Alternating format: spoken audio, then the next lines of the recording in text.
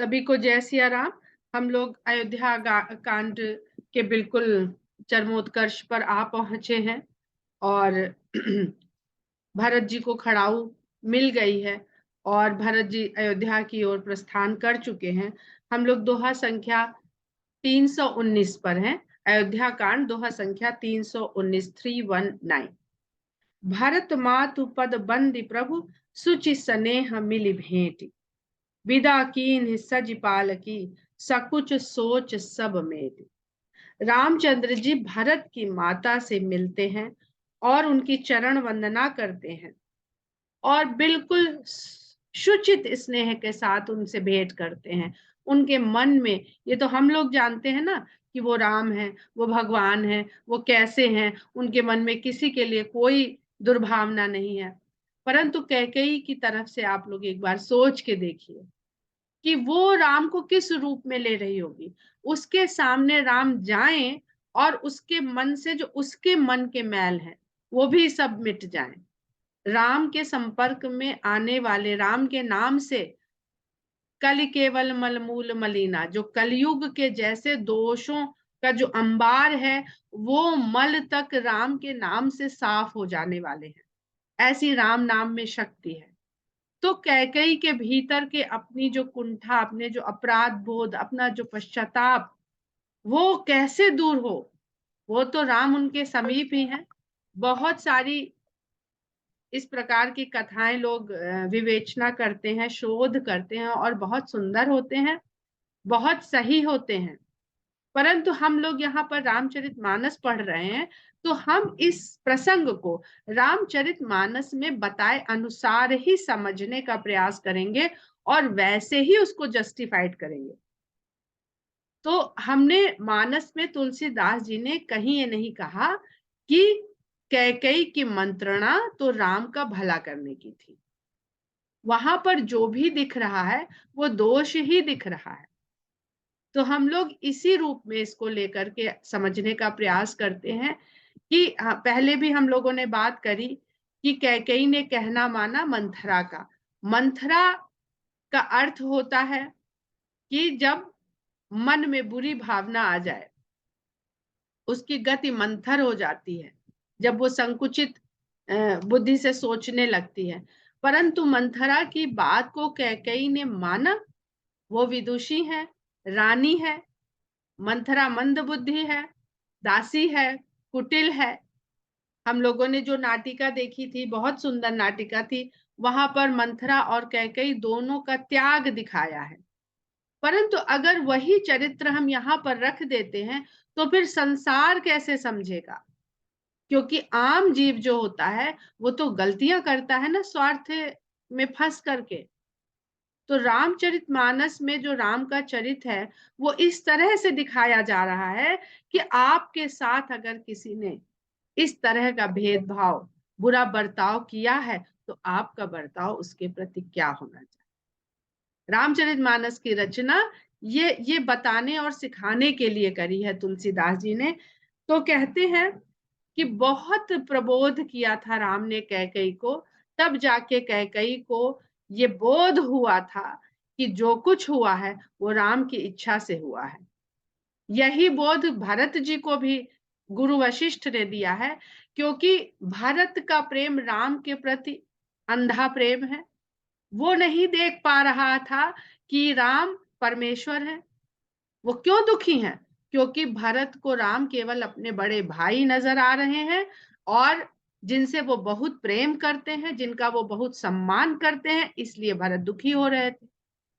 तो जैसा मोह दशरथ को हुआ था कि उन्होंने उनको केवल पुत्र माना, तो जब दशरथ को मोह हो सकता है, जो भगवान को पुत्र के रूप में चाहे हैं, मांगे हैं और धरती पर लेके आए, उन तक को मोह हो गया।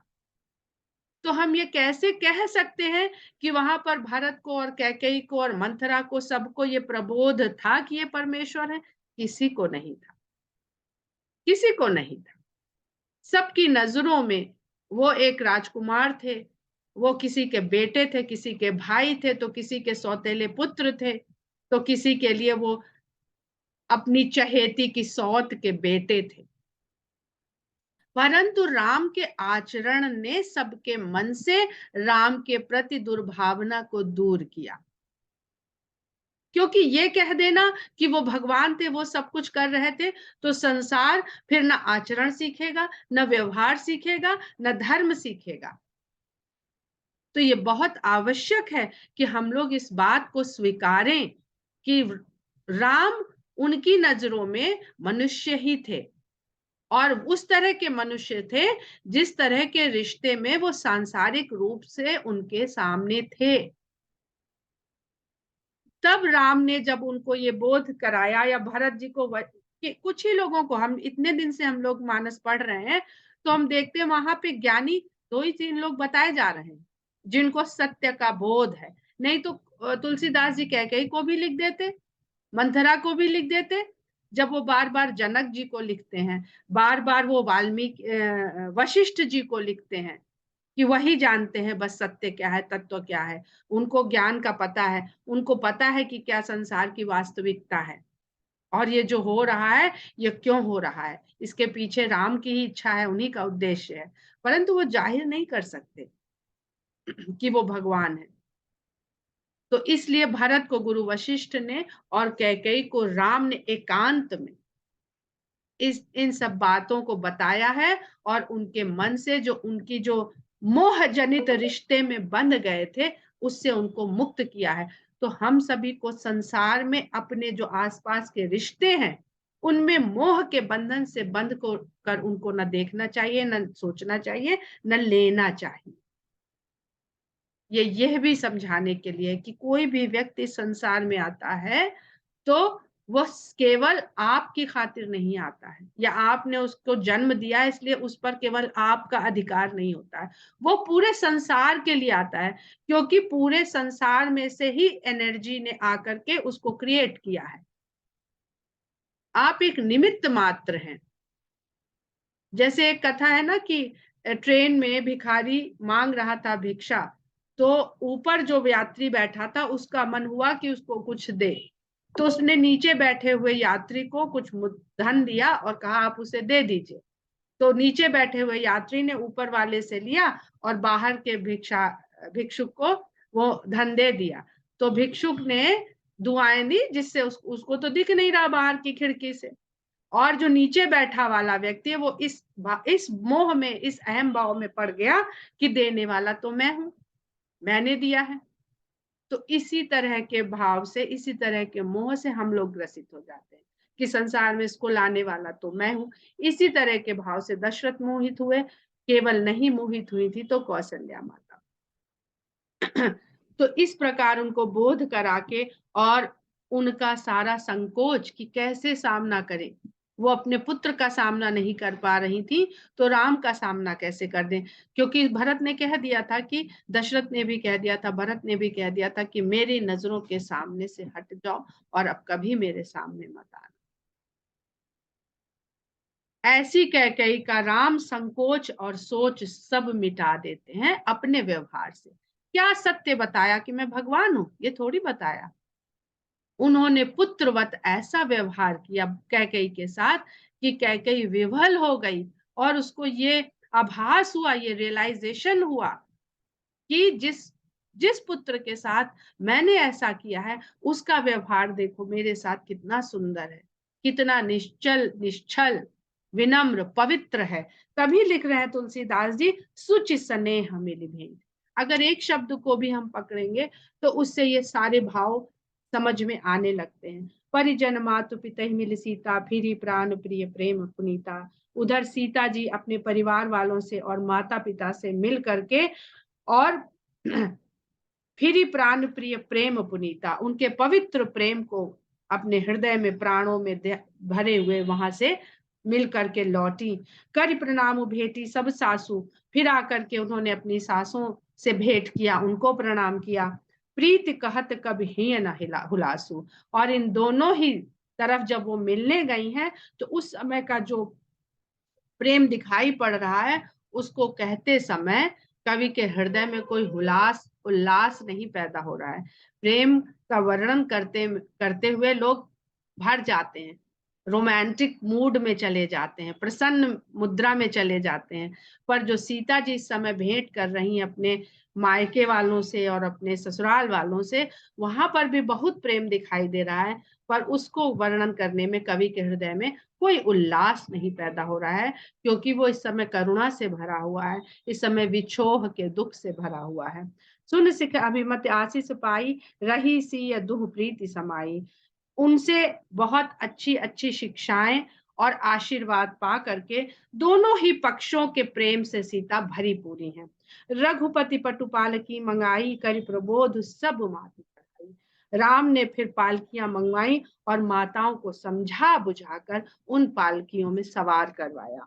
बार बार हिलमिल दुह भाई, सम स्नेह जननी पहुंचाई। बार बार राम और लक्ष्मण दोनों हिल मिलकर गले लगकर समझा कर पुचकार कर किसी न किसी तरह से माताओं को पालकी में स्नेह के साथ बैठा रहे हैं। साजी बाजी गज वाहन नाना, भरत भूप दल कीन पयाना। इस प्रकार हाथी घोड़े और जो भी वाहन आए थे उन सबको सजा कर लोगों को उसमें बैठाकर राजा जनक और भरत दोनों के दलों ने वहां से प्रस्थान किया। हृदय राम सिय लखन समेता, चले जाहि सब लोग अचेता। हृदय में राम लक्ष्मण और सीता को धारण बैठाए हुए सभी लोग वहां से इस प्रकार जा रहे हैं जैसे अचेतन की अवस्था में चले जा रहे हैं। बस अहबाज गज पशु ही हारे, चले जाहि पर बस मन मारे।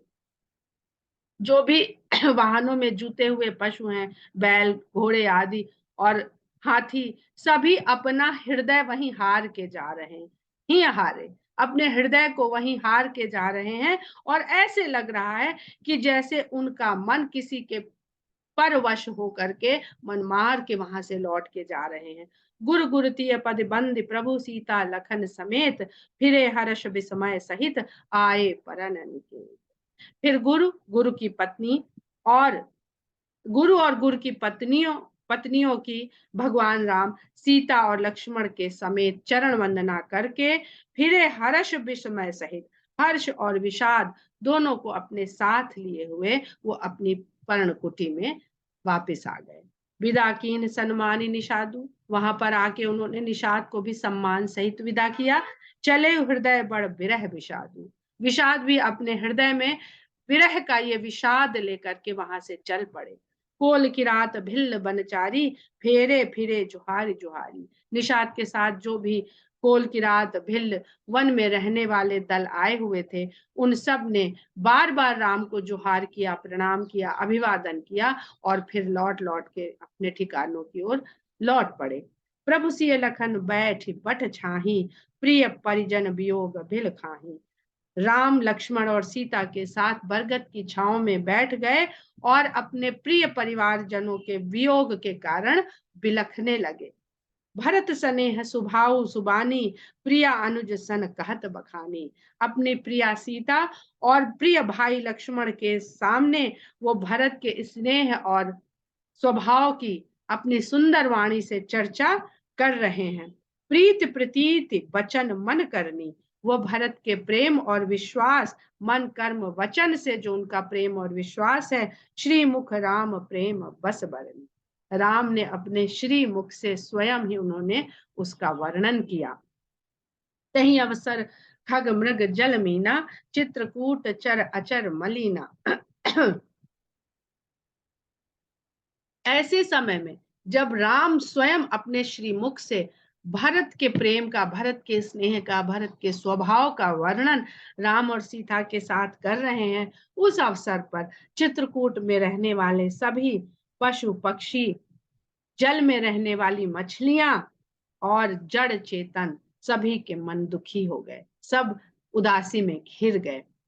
विबुध बिलो की दशा रघुबर की, बरस सुमन कही गति घर घर की। रामचंद्र जी की इस दशा को देख करके देवताओं को भी थोड़ा थोड़ा अपने ऊपर सोच हुआ और इस प्रकार उन्होंने राम के ऊपर पुष्प की वर्षा करी और फिर से अपनी अपनी दशा का वर्णन किया। कही गति घर घर की, अपने अपने घरों की गति बताई कि हम कैसे बेघर होकर के मारे मारे फिर रहे हैं, वन में पड़े हुए हैं, जब से आपने वचन दिया था कि हम त्रेता युग में आएंगे और तुमको फिर से बेघर हो चुके हो, खोह कंदरा गिरी इसमें सब छुप के रह रहे थे ना रावण के अत्याचार की वजह से। तो वो फिर याद दिलाते हैं, देखिए कहाँ हमारे ठिकाने थे और हम कहाँ पड़े हुए हैं। तो अपनी दुर्दशा का वर्णन करते हैं। प्रभु प्रणाम कर दीन भरोसो, चले मुदित मन डर न खरोसो। उन्होंने जब भगवान से इस प्रकार कहा तो भगवान ने हाथ जोड़ करके उनको आश्वासन दिया कि हमारे विषाद को, दुख को, विछोह को देख करके आप लोग ये मत सोचिए, क्योंकि दुख में व्यक्ति का बल घट जाता है, वो अपने उद्देश्य को भूल जाता है, डिप्रेशन में चला जाता है। तो उन्होंने उनको भरोसा दिया कि ऐसा कुछ नहीं है। मुझे सब याद है जब इस प्रकार भगवान ने उनको आश्वासन दिया, तब वो वहां से फिर मुदित मन से वहां से चले और अब उनके मन में जरा सी भी शंका और डर नहीं रह गई। बहुत सुंदर दोहा है और इस दोहे को आपको पूरे अरण्य कांड में ध्यान रखना है। तानुज सिय समेत प्रभु राजत पर कुटीर, भगत ज्ञान वैराग्य जनु सोहत धरे सरी। सब चले गए, मिथिलावासी चले गए, अयोध्यावासी चले गए, निषाद यानी वनवासी भी चले गए, ऋषि मुनि भी चले गए और अब देवता लोग भी चले गए, सब चले गए। अब उस पर्णकुटी में कौन विराजमान हो रहा है? सानुज सिय समेत, जो अद्भुत भगवान का प्राकट्य है, जो कहते ना जहां विद्यमान है जिस तरह से, वो भगवान अपने भाई लक्ष्मण और सीता के समेत उस पर्णकुटी में इस प्रकार विराजमान है, मानो ज्ञान भक्ति और वैराग्य के साथ साक्षात शरीर धारण करके वहां पर शोभायमान हो रहा हो। इतना अब तुलसीदास जी ने इस दोहे में सब कुछ कह दिया है। ज्ञान राम है, वैराग्य लक्ष्मण है और भक्ति सीता है।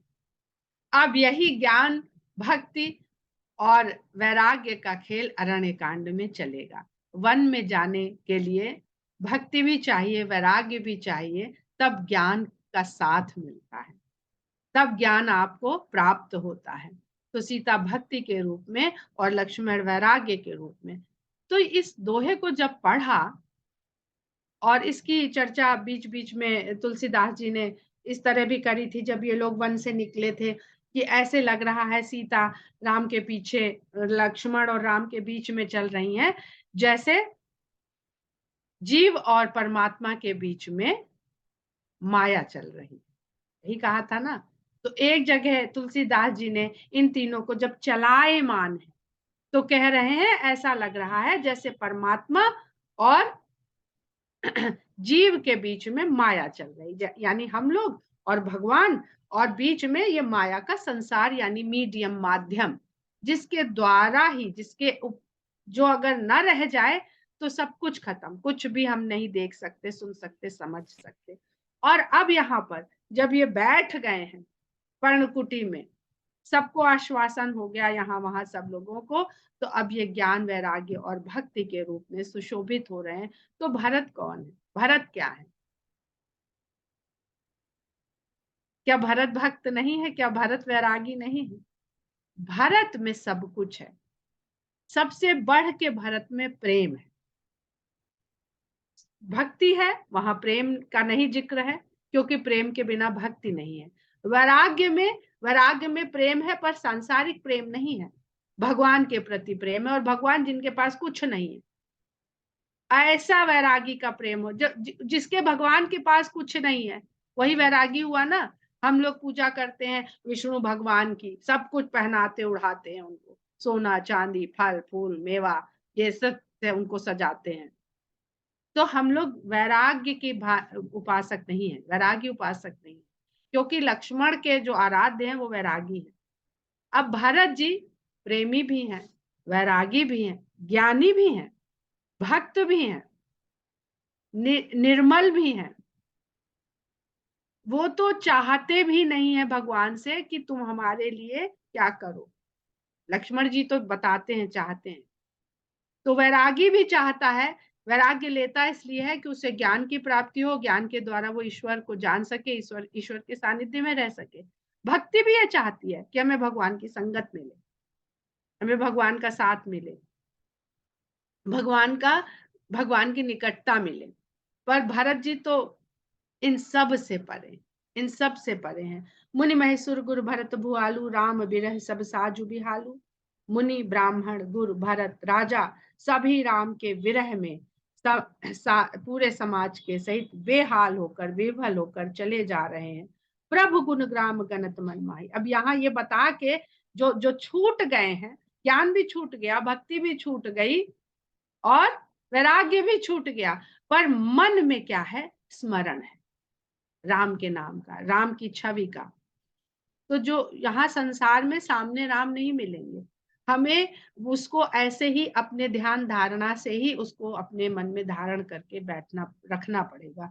पर्णकुटी वही हृदय, हृदय में बसी हुई वो पर्णकुटी है जिसके लिए किसी चीज की आवश्यकता नहीं है। ना पिलर चाहिए, ना लोहा चाहिए, ना सीमेंट चाहिए, कुछ नहीं चाहिए, भगवान तो वहीं विराजमान हो जाते हैं। प्रभु गुण ग्राम गणत मन माही। प्रभु के गुण ग्राम को, उनके समूहों को मन में गुनते हुए सब चुपचाप चले मग जाही। सब चुपचाप मार्ग में चले, कोई भजन कीर्तन नहीं कर रहे हैं, झान मंजीरे नहीं बजा रहे हैं।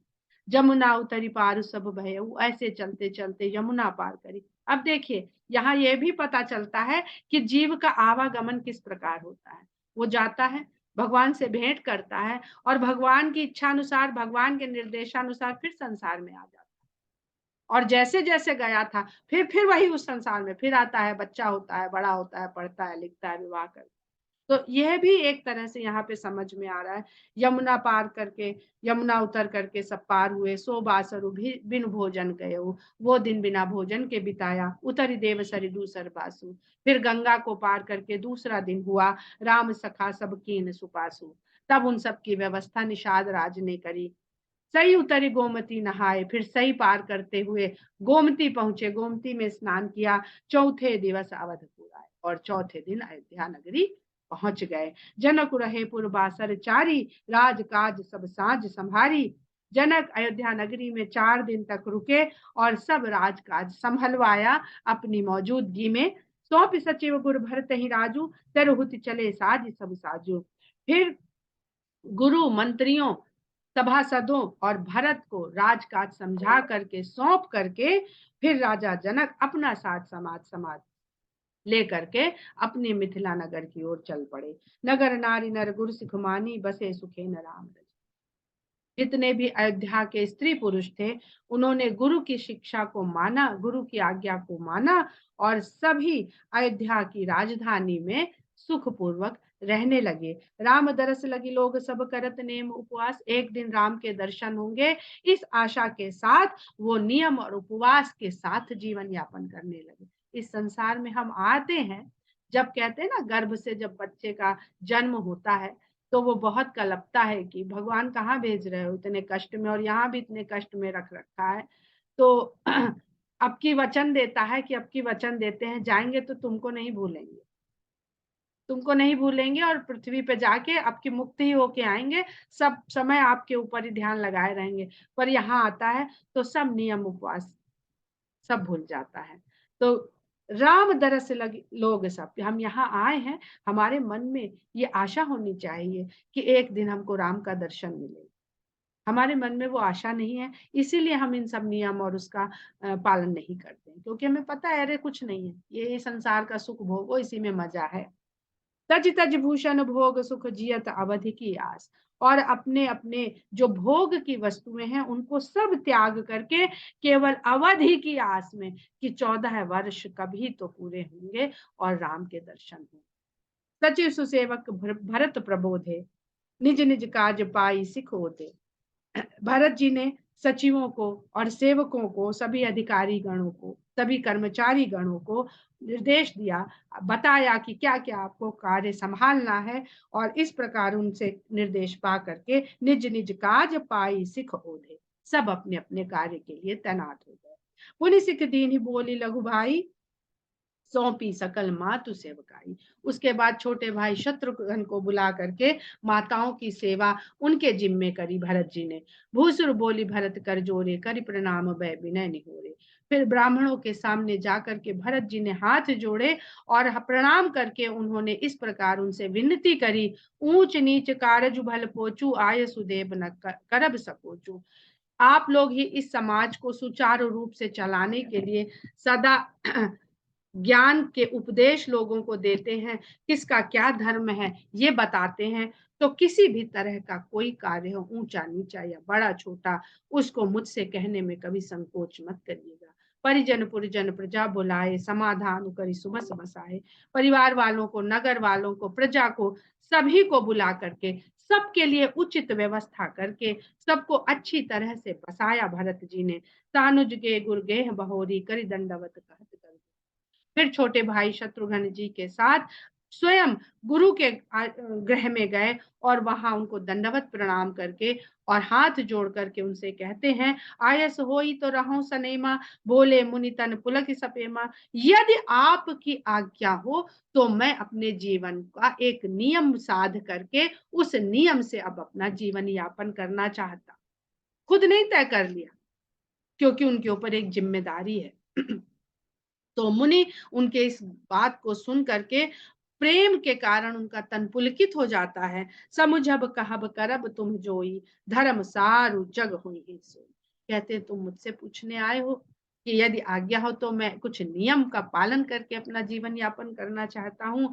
कहते हे भरत, तुम जो समझोगे, जो कहोगे और जो करोगे, जिस तरह का तुम आचरण करोगे, वही इस संसार में धर्म का सार तय हो जाएगा, वही निश्चित हो जाएगा, वही सिद्ध हो जाएगा। सुन सिख पाई असीस बड़ी गणक बोली दिन साधे, सिंहासन प्रभु पादुका बैठारे निरुपा।